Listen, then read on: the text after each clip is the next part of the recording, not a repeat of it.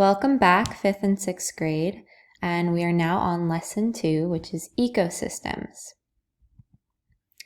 So for your do now, I want you to take 3 minutes, pause the video, and write down an example of one ecosystem, one example of a living thing in that ecosystem, and one example of a non-living thing in that ecosystem.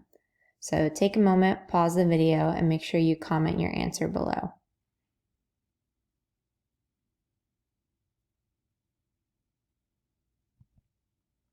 So, what are the goals for today's lessons? Students will be able to describe an ecosystem, the parts of an ecosystem, and how these parts interact. So, what is an ecosystem? An ecosystem is a group of living things and non-living things that interact within the same area. Some examples of this are the swamp, the city, the park, New Orleans, your backyard, and more. Here's another example of an ecosystem on the picture to the right. Parts of an ecosystem. So an ecosystem is made up of two things, living things and non-living things. Living things are organisms that grow, need nutrients, and can reproduce. Non-living things do not grow, they do not need nutrients, and they cannot reproduce. So we're going to do an activity real quick. I want you to take a look at the picture to the right.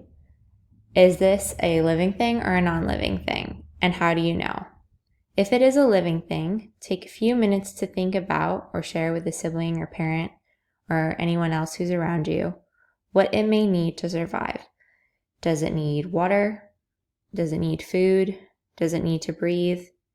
Does it need a place to live?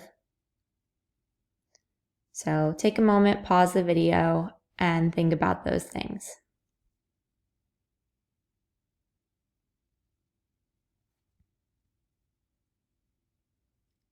So, if you discussed the living thing on the slide, which is an elephant, we know that it does need water, it does need food, it does breathe, and it does need a place to live. So that includes all the things on the living things checklist. All living things have needs.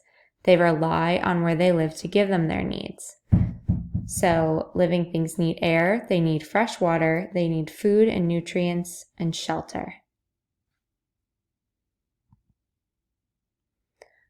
For our check for understanding, I want you to pick an organism, which is a living thing. Think about what the organism needs. Draw a picture of the organism in its habitat with all the things it needs, and then tell me about your drawing in the comment section. So go ahead, pause the video, take a moment to get a piece of paper, and either draw or describe an organism, where it lives, and what it needs.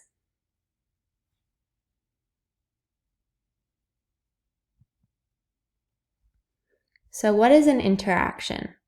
From the time you woke up until the time you started class or started this video, you are interacting with your environment. A behavior that causes something to affect something else is called an interaction.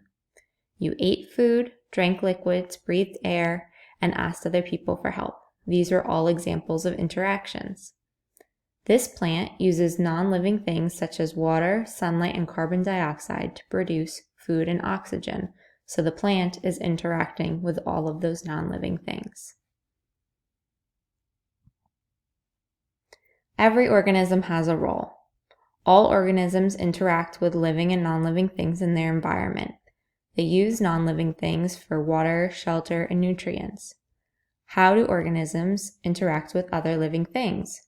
One way that they can interact is in a predator and prey relationship.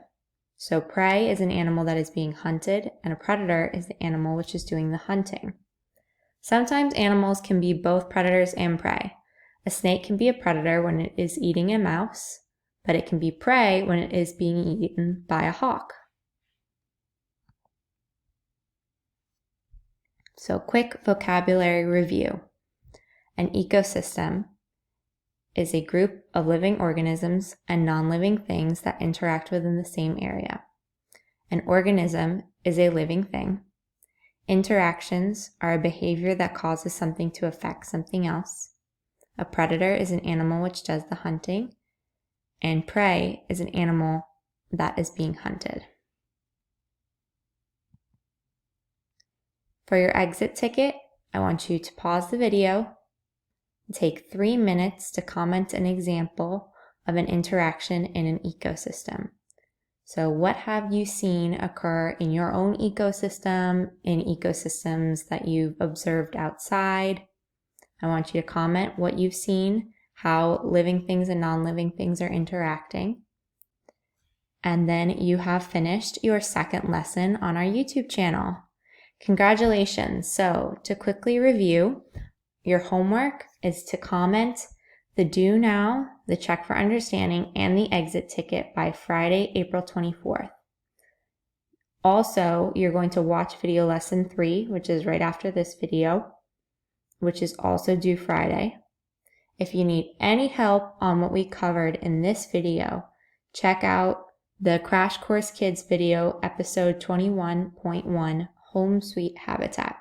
I hope you enjoyed this video. Make sure you submit your comments and watch lesson number 3.